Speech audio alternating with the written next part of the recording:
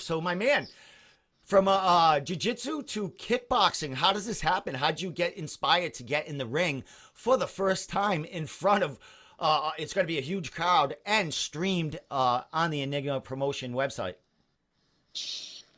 So, great question. It's kind of a not a super long story, but longer story short. Going to New York City and learning from Professor John Danaher.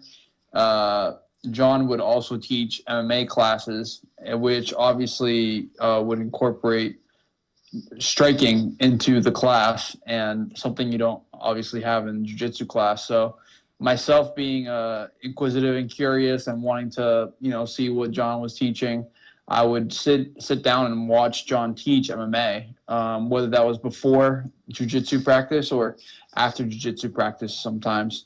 When I'd see John talk about striking and his methodologies, I just became very intrigued and fascinated by it all, really.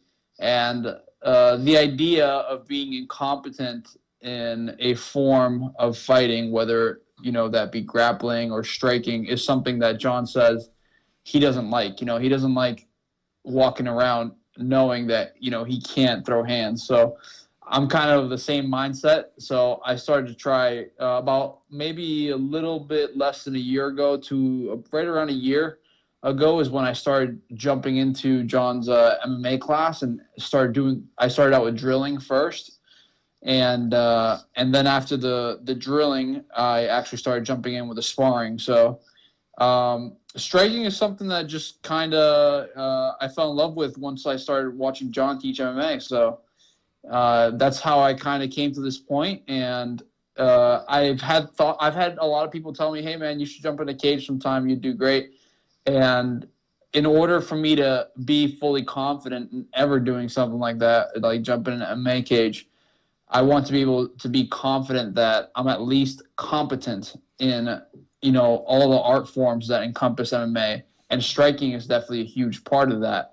I've seen too many times where people, just because they're good at jiu-jitsu or wrestling, jump into the cage and they think that just because they're good at those martial arts and those disciplines, they'll be just fine.